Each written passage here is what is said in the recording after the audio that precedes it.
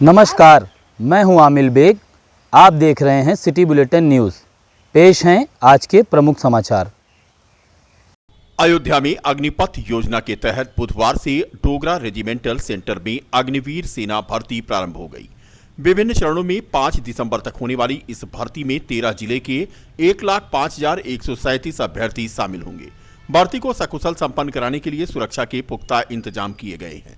SP city Madhuban Singh ने बताया कि सेना और पुलिस के अधिकारियों ने भर्ती स्थल का आज निरीक्षण किया। सेना भर्ती कार्यालय अमेठी द्वारा अग्निपथ योजना के तहत 21 दिवसीय सेना भर्ती रैली का आज से शुभारंभ हो गया। भर्ती रैली में सेना भर्ती कार्यालय अमेठी के अंतर्गत 13 जिलों के अभ्यर्थी प्रतिभाग करेंगे, जिसमें अयोध्या, अमेठी, अंबेडकर नगर, बस्ती, कौसाम्बी, कुशीनगर शामिल हैं। मेरा नाम नीरज यादव और सुल्तानपुर से जी। यहाँ पे आप किस लिए आए हैं? अग्निवीर भर्ती के लिए आर्मी। क्या कहना चाहेंगे अग्निवीर भर्ती को लेकर के?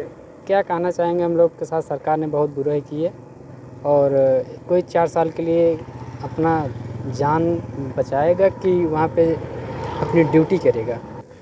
6 तारीख तक डोगरा रेजिमेंट है, इसमें अग्निवीरों की भर्ती की प्रक्रिया चल रही है।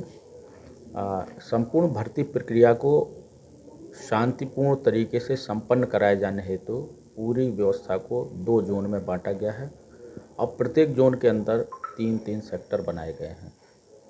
जोनल पुलिस अधिकारी पुलिस उपाधीक्षक स्तर के हैं और जो सेक्टर पुलिस अधिकारी हैं वो निरीक्षक स्तर के अधिकारी लगाए गए हैं।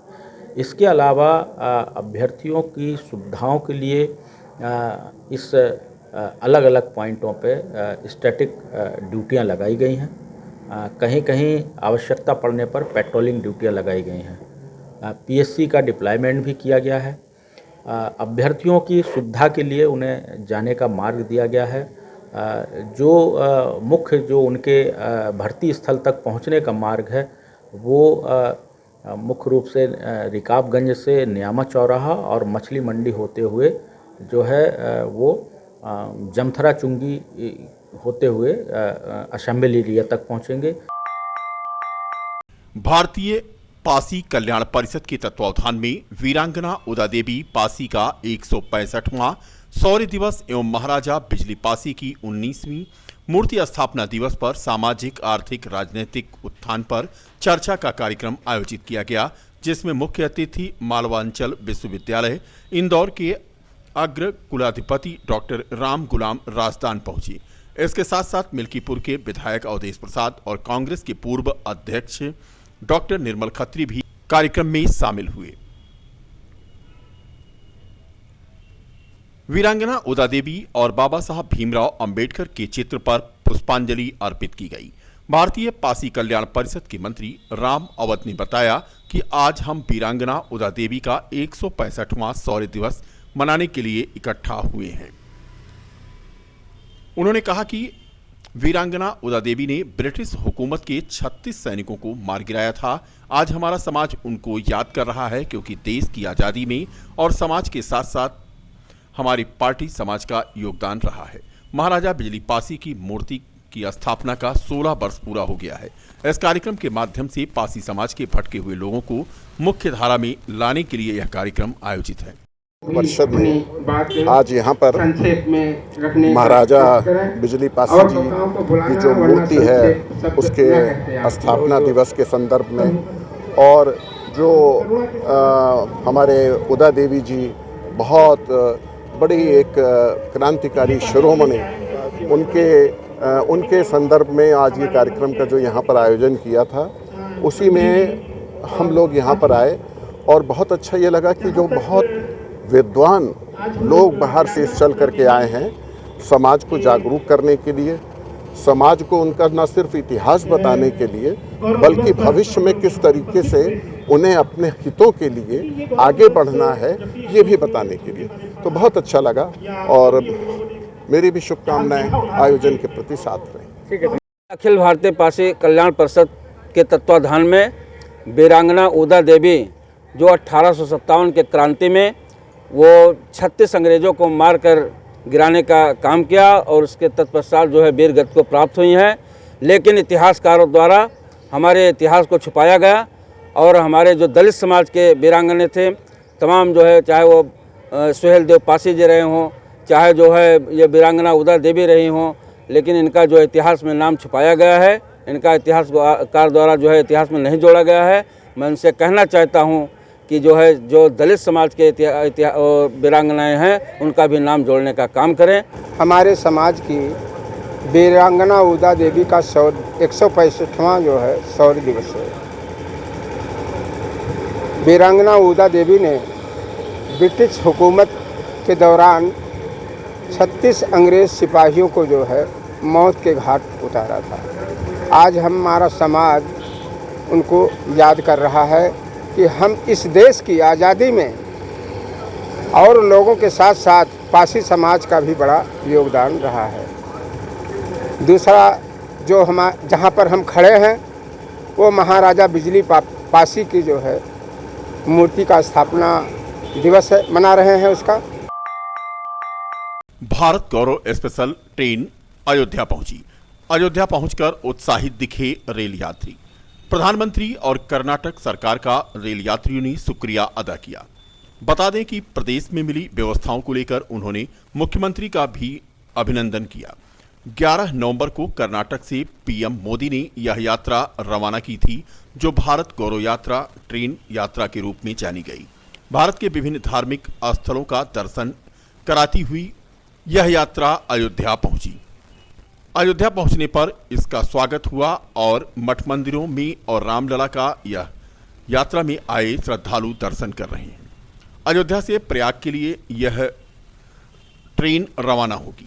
काशी में दर्शन के उपरांत रेल यात्रियों ने अपना उत्साह व्यक्त किया है और कहा कि घर से भी अच्छी व्यवस्थाएं और सुसज्जित व्यवस्थाएं इस ट्रेन में की गई हैं। Given 5,000 subsidy for this yatra, IRCTC given a wonderful experience. We are all full happy in this dharmic yatra. Total 8 days in this 7 nights and 8 days. Started 11 Modi ji inaugurated in Bangalore railway station. Now we came to Ayodhya. After that we go to Prayagraj. Train को रवाना किया था। हाँ। क्या उस दौरान आप लोगों को संदेश मिला था जो यात्रा कर? हम बहुत खुश है। बहुत सफ़र करके काशी विश्वनाथ देखने को आया है। ये जन्म जन्म का पुण्य होता है। ये मोदी जी ने और कर्नाटक सरकार में मिला के हम सभी टूरिस्ट को बहुत अच्छा किया है। इसीलिए क्योंकि सभी को काशी विश्वनाथ दर्शन करने का अवसर नहीं मिलता। आज आप अयोध्या में हैं? एक दिन का स्टॉपेज है आया। अब इसके बाद कहाँ जाएंगे? प्रयागराज। अंदर क्या क्या सुविधाएं रहेंगी आप लोग का? ट्रेन में क्या सुविधाएं थी? ट्रेन में सुबह टी, ब्रेकफास्ट, लंच, डिनर सभी सप्लाई किया है। सभी सफिशिएंट किया है। अच्छा है, हम संतुष्ट है। सर्विस से हम संतुष्ट है। अयोध्या जिले की जिला विधिक सेवा प्राधिकरण की सराहनीय पहल हुई है। 3 महीने से अलग रहे दंपत्ति को मिलाया है। जिला विधिक सेवा प्राधिकरण की सचिव ऋचा वर्मा और सदस्य श्वेता राज सिंह की पहल के बाद पति पत्नी साथ रहने को राजी हुए हैं। कई राउंड वार्ता के बाद यह राजी हुए। जिला विधिक प्राधिकरण के अनुसार 15 दिन तक यह साथ रहेंगे। दोनों के आपसी तालमेल मिलते हैं तो आगे भी यह साथ निभाएंगे। बता दें कि पति प्रदीप बलरामपुर का रहने वाला है, जो वर्तमान में दिल्ली में नौकरी करता है, और पत्नी रीना कोतवाली नगर के साहबगंज की रहने वाली है। इस दौरान जिला विधिक सेवा प्राधिकरण दिल्ली को सूचना दी गई है। दिल्ली का स्थानीय थाना दोनों की निगरानी करेगा। वहीं सचिव ऋचा वर्मा ने बताया कि यह दोनों दंपत्ति रीना और प्रदीप उनके पास समझौते के लिए यहां पर लाए गए थे। मध्यस्थता के लिए पहले भी इसकी पहल हो चुकी है, लेकिन किन्हीं कारणों से दोनों का तालमेल नहीं हो पाया था। इसी कोशिश को जिला विधिक सेवा प्राधिकरण ने आगे बढ़ाया है और इसके साथ साथ बच्चों और परिवार को समझाया गया। श्वेता राज सिंह एडवोकेट ने बताया कि इन दोनों का पारिवारिक न्यायालय में मामला चल रहा था। दोनों को आपसी मतभेद जो थे उस पर समझाया गया। फिलहाल दोनों को वैवाहिक जीवन के लिए 15 दिन एक साथ रहना होगा और उसके बाद आगे की कार्रवाई होगी। दरअसल नवंबर 2020 में दोनों की शादी हुई थी। फिलहाल ऋचा वर्मा के द्वारा दोनों को वैवाहिक जीवन के लिए 15 दिन के लिए दोबारा मिलवाया गया है। हैं कि दोबारा से हमारा संबंध जुड़ रहा है और हम 14 दिन के लिए लेके जा रहे हैं और हम अपनी तरफ से पूरी कोशिश करेंगे कि हम मिलजुल कर रहें, लड़ाई झगड़ा ना हो।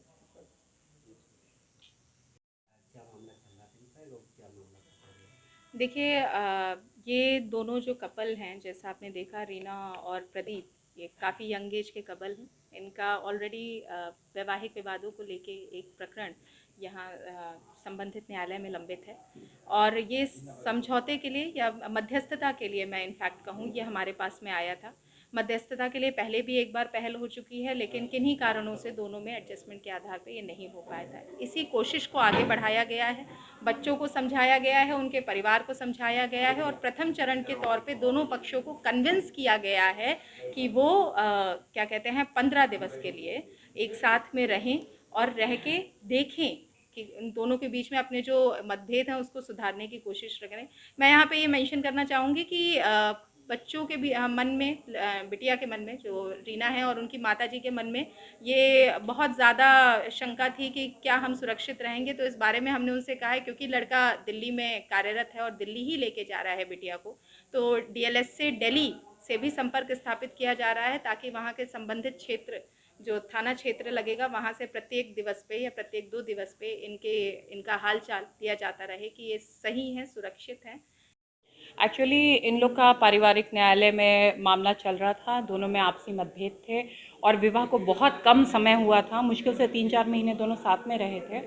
तो पर्सनली अब की बार सचिव मैडम ने भी उसमें इंटरेस्ट लिया कि चलो हम लोग साथ में मिलकर के इसको रिजॉल्व करने की कोशिश करते हैं और एक नई पहल करी कि एक बार फिर से इनको वो माहौल रिक्रिएट किया जाए कि ये दोबारा नया जीवन प्रारंभ करने जा रहे हैं, कि एक दूसरे को वरमाला पहना करके, है ना, कि पूर्व में जो भी समस्याएं या जो भी मतभेद रहे हैं उसको हम भूत में ही दफन कर दें और अब एक नया जीवन यहाँ से प्रारंभ करें। तो ये एक कोशिश रही है हम लोग की। अब आगे ईश्वर से यही कामना है कि ये दोनों सदा सुखी रहें। भारतीय जनता पार्टी की नेता और रेल मंत्रालय भारत सरकार के सलाहकार समिति के सदस्य अनूप चौधरी ने हर गांव के हर नागरिक को आत्मनिर्भर बनाने के लिए ऐतिहासिक कार्य का शुभारंभ किया है। लोगों को आत्मनिर्भर बनाने के लिए उन्होंने तैयार होने को कहा है।